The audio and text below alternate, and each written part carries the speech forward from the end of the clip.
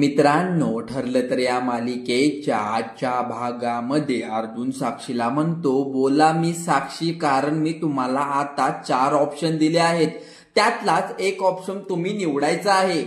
तेव्हा साक्षी काहीच बोलत नाही, एकदम घाबरलेली असते. अर्जुन पुन्हा तिला विचारतो, का काही आठवत नाही का? अहो मग आठवा मिस, साक्षी असं म्हणून अगदी तो रागातच तिला म्हणतो. तेव्हा साक्षी जोरातच दचकन घाबरते, गोंधळते. त्यावर वरती दामिनी लगेच उठते. ऑब्जेक्शन ऑनर असं म्हणते. त्याच वेळी ऑब्जेक्शन ओव्हर असं जज साहेब म्हणल्यानंतर तेव्हा दामिनीचा चेहरा पडतो. ती अगदी गपगुमाने खाली बसते. आता इकडे साक्षीच्या डोळ्यात पाणी असतं, कारण ती खूप घाबरलेली असते. मग अर्जुनला ती म्हणते, आठवलं होतं, पण आठवलं मला आठवतंय का? अर्जुन हसत म्हणतो, हो हो, का बरं झालं सांगा मग. आता खूप छान झालं. तर त्या रात्री मी आश्रमात का गेले होते ना, ते मला आठवलं. मग आता क्ल्यू म्हणून मी आश्रमात जाणार नव्हते, कारण खुणी म्हणून मी आश्रमात जाणार नव्हते, कारण मी आता आश्रमाजवळ जात होते. त्यावेळी मला प्रिया दिसली आश्रममध्ये जाताना. तर म्हणून मी जे पैसे दिले होते ना प्रियाला, अगदी उधार म्हणून, अहो ते पैसे मागण्यासाठी, म्हणून मी तिच्या मागोमाग आश्रमामध्ये गेले होते. तेव्हा सगळेजण एकमेकांकडे पाहून लागतात. तेव्हा कारण आज शेवटच्या हेअरिंगमुळे साक्षीने तिची साक्ष पूर्णपणे बदललेली असते. आणि एवढंच काय, कबूलही केलेलं असतं की मी आश्रमामध्ये गेले होते, पण ते फक्त वेगळ्या कारणासाठी. तेव्हा अर्जुन तिला विचारतो, अरे बापरे, मग हे आठवण्यासाठी तुम्हाला अगदी 2.5 वर्ष गेली का? तेव्हा साक्षीचं हे रेस्टॉरंट ऐकून दामिनीच्या डोक्यात अक्षरशः मुंग्या येतात. तेव्हा दामिनी पूर्णपणे आता घाबरलेली असते. साक्षीने पूर्ण स्टेटमेंट बदलून टाकलं असतं. त्यानंतर अर्जुन विचारतो, पुढे काय झालं तुम्हाला आठवते का? पण आता अर्जुन 2.5 वर्षाने हा आपल्याकडे साक्षी म्हणते, हे माहित आहे मला, कारण मी प्रियाला म्हणाले, हा मी तुला जे पिझ्झाचे वगैरे पैसे दिले होते ना, ते तू मला परत कर. तर प्रिया मला म्हणाली की माझ्याकडे पैसे नाही आहेत. मग आता आमच्या दोघांमध्ये ना थोडीशी वादावाद झाली. मग माझे पैसे मिळाले नाही आणि म्हणून मी चिडून तिथून निघाले. माझी गाडी बसली आणि मग मी आले, आपले सरळ घरी गेले. तेव्हा अर्जुन हे सगळं बोलणं ऐकून तेव्हा साक्षी विचारतो, 1 मिनिट, हा प्रिया म्हणजे तुम्ही पैसे मागण्यासाठी प्रियाच्या मागोमाग गेला? तिथे आश्रममध्ये गेल्यानंतर साक्षी म्हणते, हो. मग पुढे अर्जुन म्हणतो, मग ते पैसे न घेताच तुम्ही डायरेक्ट घरी निघून आलात? म्हणजे तुम्ही असंच घरी निघून गेलात का? साक्षी म्हणते, हो, मी कुणी वसुली एजंट नाही आहे ना, म्हणजेच माझे पैसे मिळाले नाहीत तर मी अगदी तिथे बसूनच राहीन, असं मी काही करणार नव्हते. मग मी प्रियाला सांगितले की माझे पैसे ना तू लवकरात लवकर परत कर, आणि मग नंतर मी निघाले आपली तिथून. तेव्हा अर्जुन म्हणतो, पण तुमच्या दुसऱ्या फोनचं लोकेशन खून झाला, तेव्हा खून झाल्यानंतर अगदी थोडा वेळ आश्रमात दाखवते. तेव्हा अर्जुन आणि साक्षीला सुद्धा, त्याचबरोबर दामिनीला या सगळ्या गोष्टीचं आठवतात. आणि कशा प्रकारे अर्जुनने ते पुरावे दाखवून सिद्ध कोर्टासमोर करून दाखवलं की साक्षी तर खुनाच्या अगोदर आणि नंतर आश्रममध्येच होती. आता सगळेजण आश्चर्याने साक्षीकडे पाहत असतात, कारण तिचं उत्तर आता नक्की यावर काय असतं सगळ्यांना त्यांना ऐकायचं असतं. त्यामुळे पूर्णपणे साक्षी घाबरली असते. अर्जुन म्हणतो, अहो सांगा ना साक्षी, अहो विलासचा खून झाला तेव्हा त्यानंतर तुम्ही थोडा वेळ का होईना आश्रमातच होता, आता हे मान्य करायचं शिका. ती म्हणते, नाही, हे मान्य नाही आहे. म्हणजे ज्या वेळी खून झाला ना तेव्हा मी तिथे नव्हते. तेव्हा तुमच्या दुसऱ्या फोनचं लोकेशन तुम्ही कसं स्पेंड करणार आहात? अहो बोला ना साक्षी, असं म्हणून सतत अगदी शांतपणे तिला विचारण्याचा प्रयत्न करत असतो. त्यावेळी साक्षी आता दुसरा ऑप्शन नसतो आणि काही उत्तर सांगायचं नसतं. घाबरून जरा दामिनीकडे पाहते, तर दामिनी अगोदर तिला शांत व्हायला सांगते. मग आता महिपत सुद्धा घाबरतो, कारण आपल्या लेकराचं काही बोलता येत नाही याची त्याला भीती वाटू लागते. तेव्हा आता माझ्याकडे काय उत्तर नाही असं म्हणत ती पुढे असते. तर मध्ये आता हा प्रश्न सतत विचारल्यानंतर तिचं तोंड सारखं बघण्यासारखं होत असतं, कारण खून हाईनेच केलेला असतो. तेव्हा तुम्ही आश्रमाच्या आतमध्ये होता, मान्य करा. तर आता अतिशय घाबरलेली साक्षी म्हणते, नाही, मी आश्रमात गेले होते, परंतु खून झाला तेव्हा मी आश्रमाच्या आतमध्ये नव्हते. रविराज आणि प्रिया हे दोघेही आता एकमेकांकडे पाहू लागतात. तर इकडे साक्षी आता खूपच घाबरलेली असते. त्यामुळे अर्जुनला ती सांगू लागते, आमच्या दोघांमध्ये खूप वादावाद झाली, हेही मान्य करते. आणि मग त्यानंतर मी लगेचच निघाले. आणि मग आश्रमाच्या बाहेर आल्यानंतर माझ्या लक्षात आलं की माझा फोन, पर्स तर तिथेच राहिले, आणि म्हणून हा पर्स घेण्यासाठी आतमध्ये गेले. तेव्हा साक्षीच्या बालिश उत्तरावर मात्र सायली, कुसुम, कल्पना इथं सर्वजण हसू लागतात. इकडे प्रिया अगदी घामाघूम झालेली असते, कारण साक्षी आई त्यावेळी काय काय खोटं बोलायला लागले आणि रचून असल्या कहाण्या ती रचत आहे, तर मला हे अडकवत आहे यामध्ये. बसल्या जागी प्रिया टेन्शन साक्षीच्या या स्टेटमेंटमुळे खूपच वाढलेलं असतं आणि क्षणातच तिचा चेहरा अगदी काळा पडतो. इकडे तिकडे अर्जुन पाहतो. अच्छा, म्हणजे विलाचा खून झाला तेव्हा तुम्ही इथे नव्हतात फक्त आणि फक्त तुमचा मोबाईल तिथे होता बरोबर. तेव्हा साक्षी म्हणते असंच आहे. दामिनी तर आता डोक्याला हात लावून बसते. तेव्हा सगळे फासे तिच्यावर जोरात पडत असतात. इकडे अर्जुन विचारतो म्हणजे तुम्ही परत घेण्यासाठी पुन्हा आश्रमामध्ये कधी गेलाच नाही? त्यामुळे तिकीट सारखं प्रियाला बोलत होता. ती पर्स आणि मोबाईल सुद्धा तिथे आता साक्षीची पूर्णपणे बोलती बंद झाली असते. इकडे रविराज प्रिया विचारतो तन्वी हे बघ, त्या रात्री साक्षी तुझ्याकडे पैसे मागायला आली होती, हे तू मला का सांगितलं नाहीस? तेव्हा प्रिया आता घाबरते, म्हणते नाही बाबा, अहो राहुल राहून गेलं. इकडे अर्जुन साक्षीला म्हणतो मला माहित असे एक पर्स, फोन, त्यामधले पैसे काही तुमच्यासाठी अगदी क्षुल्लक आहेत. कोण म्हणतो त्यामुळे तुम्ही एवढे प्रसिद्ध बिझनेसमॅन बिल्डर महिपत शिर्के यांची मुलगी आहात का? तर म्हणल्यानंतर तुम्ही एक फोन मागाल तर महिपत शिर्के म्हणजे तुमचे वडील तुम्हाला 10 फोन असं सहज गिफ्ट करतील. मला काय म्हणायचं आहे साक्षी, त्या पर्समध्ये तुमचे इम्पॉर्टंट ID कार्ड वगैरे असतील, बँकेचे कार्ड, डेबिट कार्ड असतील, तेच घेण्यासाठी तुम्ही आश्रमामध्ये परत गेला आहात. पण कधी गेला होता तेवढं सांगाल प्लीज? तेव्हा साक्षी आता जज साहेबांकडे पाहते. तिला उत्तर काय द्यावं हे कळतच नसतं, सुचत नसतं. त्यानंतर साक्षी म्हणते की माझ्या थोड्याच वेळाने लक्षात आलं की माझे पर्स आणि मोबाईल तिथे आश्रमामध्ये राहिलं. मग मी माझी गाडी परत आश्रमाकडे गेल्यानंतर वळवली आणि मी पर्स घेण्यासाठी आश्रममध्ये गेले. मग अर्जुन म्हणतो ठीक आहे, तिथे गेलात, पण तुम्ही आहे ते वेगवेगळ्या आश्रमामध्ये त्या वेळामध्ये तुम्ही गेला आहात, पण तुम्हाला समजलं की मधुभाऊ आणि विलाचे झटापट सुरू आहे. तेव्हा तुम्ही पिस्तूल खेचण्याचा प्रयत्न केला. तेव्हा ऑब्जेक्शन यू ऑनर असं म्हणलं की जामीन म्हणून ऑब्जेक्शन सारखी घेत असते. ऍडव्होकेट अर्जुन सुभेदार स्वतः लिहिलेल्या सिनेमाची गोष्ट सांगू नये, फॅक्ट्स बोलला म्हणून आता थोडी साक्षीची बाजू सावरण्याचा प्रयत्न करत असते. तेव्हा ऑब्जेक्शन स्टेट असं आता जज साहेब म्हणतात.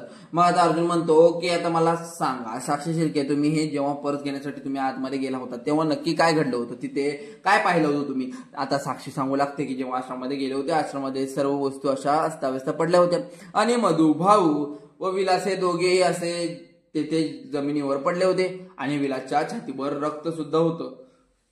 ते पाहून मी खूप घाबरले, पण पॅनिक झाले आणि त्यानंतर बघून मी पॅनिक झाल्यानंतर लगेच तिथे निघाले. तेव्हा सगळे जण नुसते आश्चर्याने एकमेकांना पाहत असतात, कारण साक्षीने आजपर्यंत सांगितलेलं खोटं आज सुद्धा ते बोलून टाकत असते.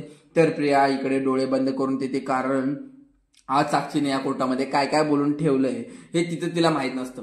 कारण साक्षी नुसती खोट्यावर खोटं स्टेटमेंट देऊन अगदी अर्जुनचे दिशाभूल करू लागते. त्यानंतर अर्जुन म्हणतो अरे बापरे, खूप वाईट झालं की नाही, एवढं भयानक दृश्य तुम्हाला पाहावं लागलं. पवन प्रिया मधुकर तेव्हा कुठे होत्या? तेव्हा साक्षी घाबरत म्हणते माझं लक्ष तेव्हा कुठेच नव्हतं, कारण मी ते सगळं प्रकरण पाहून खूप घाबरले होते. कारण हे सगळं दृश्य बघून मलाच कसं तर वाटत होतं. मी निघाले डायरेक्ट, मी तिकडे थांबलेच नाही. आता साक्षी असं स्टेटमेंट देताना पाहून सगळेजण तिच्याकडे पाहू लागतात, हसतात, कारण साक्षी सरळ खोटं बोलते समोर बसलेल्या सगळ्यांना, त्यांच्याबरोबर जज साहेबांना सुद्धा समोरलेलं असतं. तेव्हा अर्जुन म्हणतो कमाल आहे, मी साक्षी शिर्के, तुमच्या बरोबर एखाद्या माणसाचा मर्डर झाला आणि तुमच्यासारख्या सुशील मुलीला पोलिसांना इन्फॉर्म करणं सुद्धा महत्वाचं वाटलं नाही का?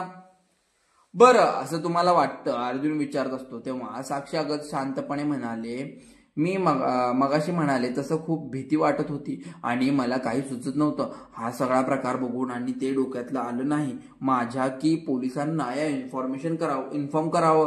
तुम्हाला एक सांगू, ऍडव्होकेट अर्जुन सुभेदार, आमच्यासारख्या सामान्य माणसाचं असं पोलिसांकडे जायचं, त्यामुळे खरंच खूप टेन्शन येतं.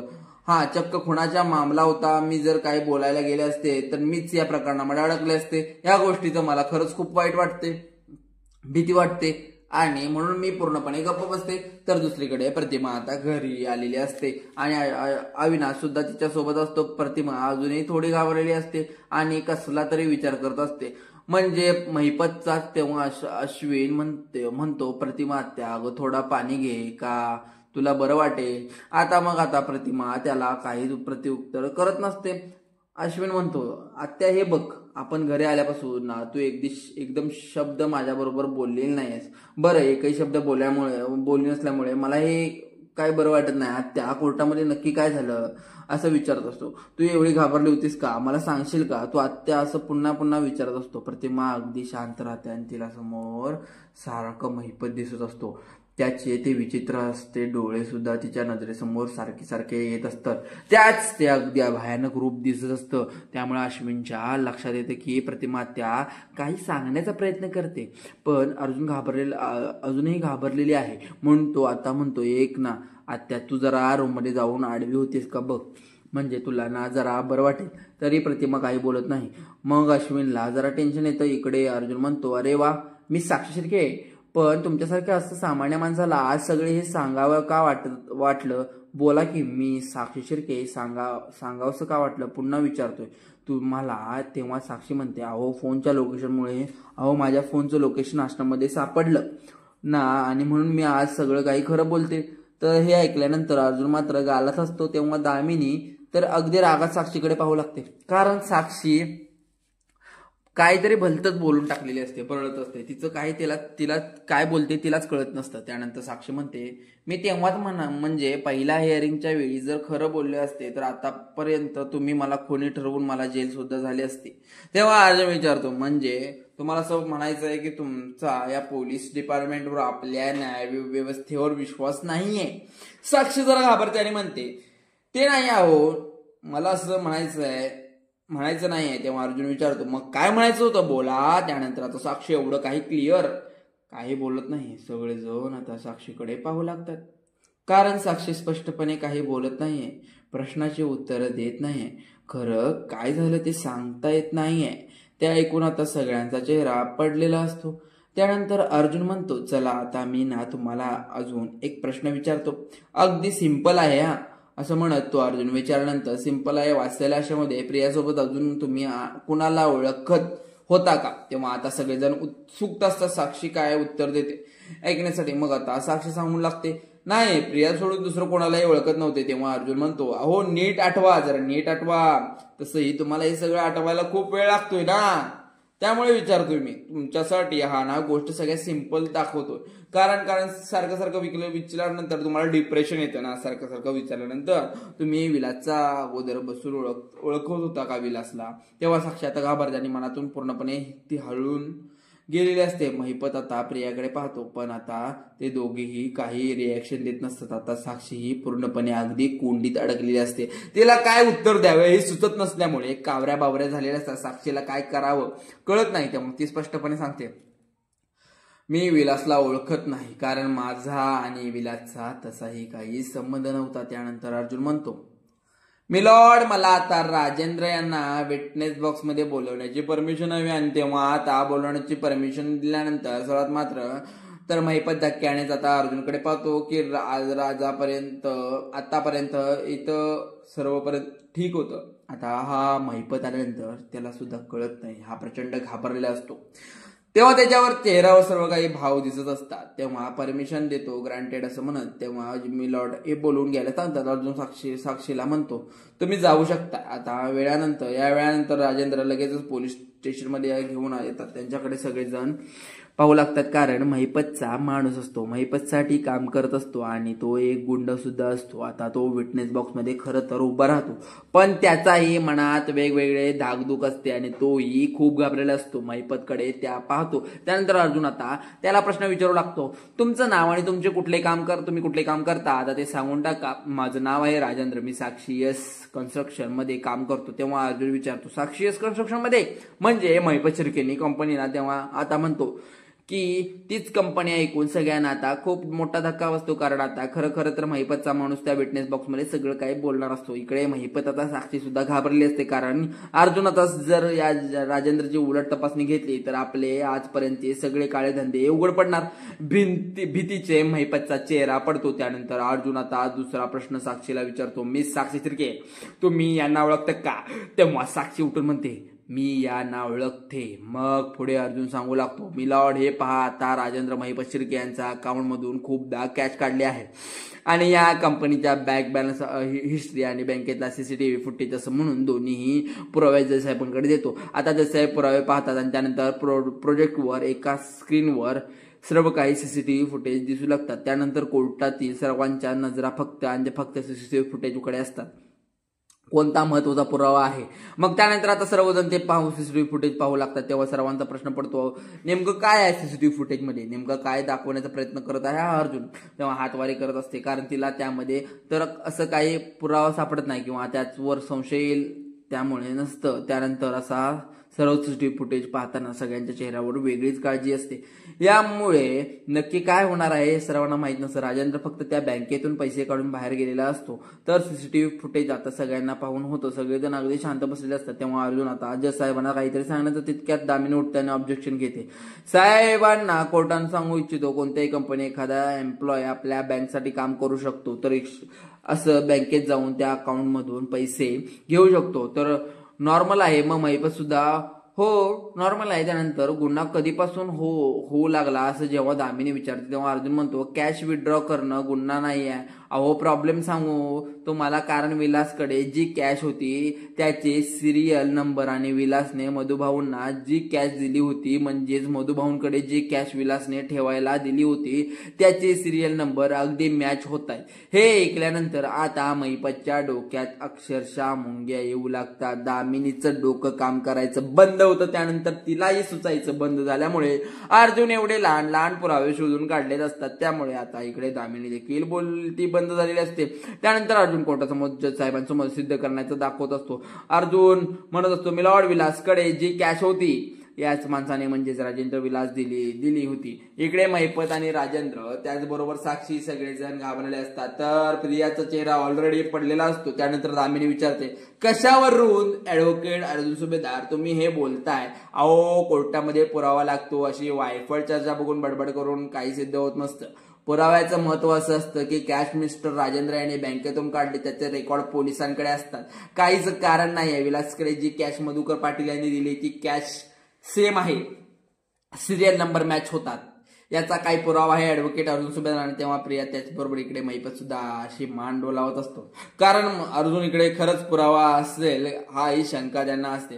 तेव्हा आता तो रेकॉर्ड पोलिसांकडे नसेल, परंतु मधुभाऊंकडे तो रेकॉर्ड आहे असं अर्जुन सांगतो. तेव्हा ऐकून सर्वांना आता धक्का बसतो. त्यानंतर अर्जुन म्हणतो, हे पहा मिलॉर्ड, खर्च झालेला सर्व पैसा आलेला प्रत्येक नोटेचे नंबर लिहून ठेवण्याची जुनी सवय आहे मधुभाऊंची. तेव्हा महिपत आता अगदी रागात इकडे तिकडे पाहू लागतो, कारण ते म्हातारा एवढ्या सगळ्या नोंदी लिहून ठेवायचं प्रश्न त्याला पडलेला असतो. त्यानंतर अर्जुन मधुभाऊंना हिशोबाची एक डायरी सुद्धा जज साहेबांना दाखवतो आणि विलासचे मधुभाऊंना जे पैसे दिलेले असतात ते सिरियल नंबर सुद्धा ते तिथे पाठवलेले असतात दाखवतो.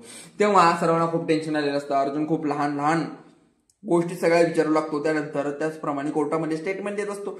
तर साक्षी महिपत दामिनी खूप घाबरले असतात. त्याचबरोबर प्रिया सुद्धा, बाकी सगळेजण रिलॅक्स असतात. अर्जुनच्या घरामधले सगळेजण सुद्धा, सायली सुद्धा आणि मधुभाऊ सुद्धा, कारण अर्जुन ज्या प्रकारे स्टेटमेंट करतोय, अर्जुन आपल्या बाजूने चांगला लढतोय आणि खात्री आहे मात्र मधुभाऊ असे. आता मित्रांनो, पुढील भागामध्ये वेगळे काही नाही आहे, तर या भागामध्ये त्यांनी सर्व काही स्पष्टपणे सांगितलंय. ती प्रियाची तीच स्टेटमेंट देण्याची. त्यामुळे प्रिया आता विटनेस बॉक्स मध्ये येऊन उभी असते. तेव्हा अर्जुन म्हणतो, मिस प्रिया मधुकर यांनी फक्त विलास नाही तर मधुभाऊंना सुद्धा मारण्याचा प्रयत्न केला आहे, कारण विलास पिस्तूल तुमच्या हातात होतं. तू विलासवर गोळी झाडलीस, तूच मारलंस विलासला. प्रिया तूच मारलायस असं दबाव टाकत अर्जुन पूर्ण कोर्टासमोर प्रियाला अगदी तिच्यावर आरोप करू लागतो. अगं तुला पैसे हवे होते म्हणून तू विलासचा खून केलास, अर्जुन तेव्हा कोर्टासमोर मोठ्याने म्हणतो. तेव्हा मात्र साक्षीचं भांडण प्रियावर फुटलं, कारण प्रिया काही तोंड उघडत नाही. पूर्णपणे त्या खात्री असते, कारण सत्य काय आहे ते सगळ्यांसमोर आलेलं असतं. एका क्षणात तिच्या मनात येत असतं की अगदी मोठ्याने ओरड नाही, कारण काही गोळी मी नाही झाडली तर म्हणत असते साक्षीने झाडली. असं सर्व ती खून झालेल्या दिवशीचं सर्व प्रकरण, विलासचा खून हिनेच केलाय असं म्हणत ती सर्व काही सांगत असते. कोर्टासमोर सांगते. सत्य सांगितल्यानंतर इकडे साक्षी खूप घाबरली. महिपत सुद्धा आता रागात प्रियाकडे पाहतो आणि दामिनी सुद्धा. आता सगळे इकडे फारसे पलटलेले असतात. साक्षीने खूनच केलाय असं सांगत असते. सिद्ध झालेलं प्रिया आता पाहत राहते, कारण तो आता खऱ्या सत्यापर्यंत पोहोचला असतो. अशा मालिकेच्या पुढील भागासाठी आमच्या चॅनलला सबस्क्राईब करा आणि बेल आयकॉनला प्रेस करा. असे नवनवीन व्हिडिओ आम्ही तुमच्यापर्यंत घेऊन येत असतो. चला तर मग धन्यवाद.